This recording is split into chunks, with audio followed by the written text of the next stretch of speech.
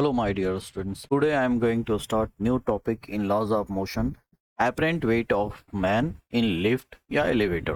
So we all are staying in apartment 2 days, and we all have experience about traveling in lift. What happen when we go in upstairs and downstairs? Let's talk about in detail.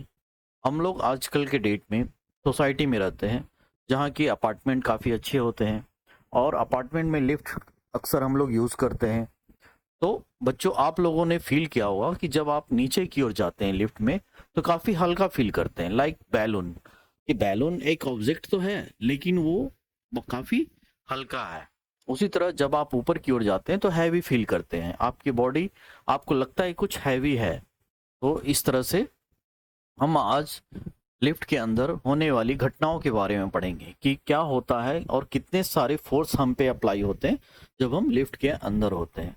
So let's start my dear students. Example एक लेते हैं। एक bagging machine है जिससे weight measure की जाती है, वो लिफ्ट में रखी हुई है और उस पर हम खड़े हो जाते हैं। वेट मेजर करते हो तो उसमें आपकी वेट नज़र आती है। तो जो वेट आप बैगिंग मशीन पे लगा रहे हो वो आपकी डाउनवर्ड लगेगी, जो कि सेंटर ऑफ ग्रेविटी जो होती है उसके अनुसार होगी आपकी mg। ओके। और जो वेगिंग मशीन है वो आपके ऊपर एक रिएक्शन वो फोर्स कर सकते हैं या एक एपरेंट वेट बताएगी वो आपको। तो उसी पे कंडीशन, कुछ कंडीशंस हैं जो आपको स्टडी करने हैं कि जब लिफ्ट रुकी हुई है तब आप वेग मशीन को जो आप उसमें मेजर करोगे अपना वेट तब कितनी होगी, जिसे आप आर से डिनोट करते हो, जो कि आपकी एपरेंट वेट है। ओके। तो कंडीशन क्या है? वेलोसिटी यहाँ पे क्या है? 0 है। लिफ्ट रुकी हुई है तो एक्सेलरेशन भी क्या होगी? 0 होगी। तो आपकी जो रिजल्टेंट फोर्स होती है वो क्या हो जाएगी? R minus M G equal to 0। तो आपकी जो एपरेंट वेट होगी वो क्या होगी? इक्वल होगी ग्रेविटेशनल फोर्स जो है एम जी के। ओके। तो apparent weight equal to actual weight. Next condition क्या है? जब लिफ्ट जो है मूविंग अपवर्ड या डाउनवर्ड हो रही है लेकिन उसकी वेलोसिटी कांस्टेंट है। यहाँ पे देखिए बच्चों, आप लोग थोड़ा ध्यान देना। वेलोसिटी कांस्टेंट है इन द सेंस क्या? एक्सेलरेशन 0 होगी। ओके। एपरेंट वेट होगी वो क्या होगी? तो जब लिफ्ट अपवर्ड या डाउनवर्ड जा रही है और वेलोसिटी 0 दे दी गई है तो ऐसे में जो आपकी रिजल्टेंट फोर्स जो बनेगी वो बनेगी R minus M G equal to 0, जो कि रिजल्ट जो आपकी एपरेंट वेट है वो इक्वल होगी आपकी ग्रेविटेशनल फोर्स के, जो नॉर्मल वेट है आपका। Apparent weight equal to actual weight simply. इसी तरह आते हैं हम थर्ड कंडीशन पे। थर्ड कंडीशन क्या कहती है? जब लिफ्ट अपवर्ड जा रही है विथ एक्सेलरेशन। ओके। इसमें वेलोसिटी आपकी क्या हो जाएगी? वेरिएबल हो जाएगी। और एक्सेलरेशन क्या होगी? ये एक्सेलरेशन आपकी ग्रेटर देन ग्रेविटेशनल फोर्स होगी, तभी तो बॉडी ऊपर जा रही है, लिफ्ट ऊपर जा रही है। ऐसे सिचुएशन में आपकी जो रिजल्टेंट फोर्स बनेगी वो उसका इक्वेशन क्या बन जाएगा? जो आपकी रिएक्शन है minus M G equal to आपकी जो रिजल्टेंट फोर्स आ रही है एम ए, जो कि लिफ्ट की है। इस तरह आपकी जो एपरेंट वेट वहां पे कैलकुलेट की जाएगी वो क्या हो जाएगी? R is equal to M into G plus A, जो कि apparent weight is greater than actual weight. अब देखिए, सिंपली समझिए, आप लिफ्ट में हैं और आप ऊपर की तरफ जा रहे हैं तो आप ग्रेविटेशनल फोर्स के अगेंस्ट जा रहे हैं। तो ऑब्वियस सी बात है, एक तो लिफ्ट की एक्सेलरेशन, ऊपर से आप ग्रेविटी के अगेंस्ट जा रहे हैं, तो आपकी जो एपरेंट वेट होगी वो क्या होगी? दोनों ऐड हो जाएगी। तो इसीलिए R is equal to M into G plus A. इसी तरह डाउनवर्ड में यहीं पे बात कर लेते हैं। जब लिफ्ट डाउनवर्ड की तरफ जा रही होगी तब क्या होगी?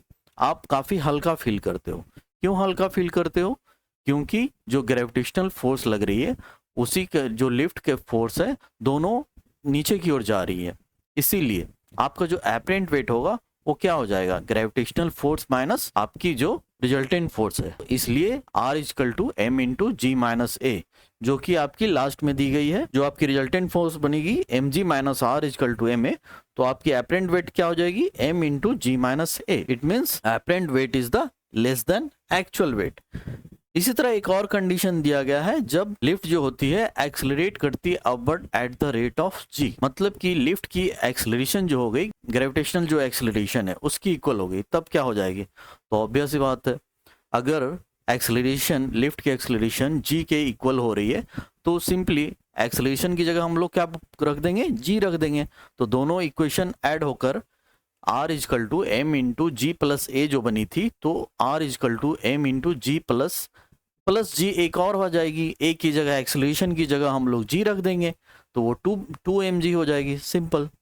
तो इससे हमें क्या मिलता है? एपरेंट वेट जो हमारी होगी वो इक्वल टू एक्चुअल वेट हो जाएगी। ओके, देखिए न्यूमेरिकल्स बनाने वक्त ये सब काफ़ी कंफ्यूजन करता है, तो इसलिए मैं इसका अभी से डिस्कशन कर देता हूँ। अभी मैं इसीलिए इसे पढ़ा रहा हूँ ताकि आपको जब न्यूमेरिकल्स में ये सब आए, इस तरह से कंडीशन दी हुई है लिफ्ट के, तो आप इजी वे में उसे सॉल्व कर सकें। सिंपली दो कंडीशन मेन है, जब अप बढ़ जा रहे हैं तो क्या होगा और डाउनवर्ड जा रहे हैं तो क्या होगा। अप बढ़ जाने में आप क्या फील करते हो, आप खुद बता सकते हो। आप थोड़ी हैवी फील करते हो तो आपकी एवरेज वेट क्या हो रही है? वो बढ़ रही है। इन द सेंस क्या? M into G plus acceleration जो लिफ्ट की एक्सलरेशन है। ओके, उसी तरह डाउनवर्ड के टाइम क्या हो रहा है? आप काफी हल्का फील कर रहे हो, लाइक बैलून। तो उसमें क्या हो रही है? आपकी जो एपरेंट वेट है उसका इक्वेशन क्या बन रहा है? एम इंटू जी माइनस ए, लिफ्ट की है वो क्या हो रही है? माइनस हो रही है। सिंपल क्वेश्चन आप लोग को समझ में आया? सिंपल सा क्वेश्चन है। क्वेश्चन कर रहा है, एक आदमी है जिसका वेट 70 केजी है, वो वेगिंग मशीन जो उससे हम अपना वेट मेजर करते हैं, अक्सर आप लोग देखते होंगे सब जगह रहता है, जिम वगैरह में भी आजकल काफ़ी यूज़ करते हैं। तो वो लिफ्ट में है, ठीक है। वो लिफ्ट में एक बेगिंग मशीन पे 70 केजी का आदमी खड़ा है, ठीक है। अब क्वेश्चन कह रहा है कि जब लिफ्ट जो है वो यूनिफॉर्म स्पीड से अपवर्ड, ऊपर की ओर जा रही है, ठीक है, और यूनिफॉर्म स्पीड क्या है? 10 मीटर पर सेकेंड। अब देखिए यूनिफॉर्म स्पीड यहाँ पे बोल रहा है, तो पहला क्वेश्चन चलिए सोल्व कर देता हूँ। फर्स्ट क्वेश्चन में ये वेलोसिटी की बात कर रहा है, ठीक है। यूनिफॉर्म है मतलब कांस्टेंट है, तो क्या हो जाएगी यूनिफॉर्म स्पीड? Simply zero. तो वेलोसिटी अगर जीरो है तब जो आपकी एपरेंट वेट हो जाएगी वो क्या हो जाएगी? R is equal to M G. Simple, क्योंकि यहाँ पे आपकी एक्सेलरेशन तो होगी नहीं, तो एक ही चीज हो सकती है, सिर्फ ग्रेविटेशनल फोर्स ही अप्लाई हो सकती है, जो कि आपकी मास कितनी दी हुई है? 70 केजी। 70 ग्रेविटेशनल फोर्स 9.8 न्यूटन पर, ये 9.8 मीटर पर सेकेंड स्क्वायर जो आपकी ग्रेविटी होती है, तो ये आपकी आती है। तो यहाँ पे ये कैलकुलेशन आपकी कितनी आ जाएगी करने के बाद? 686 न्यूटन।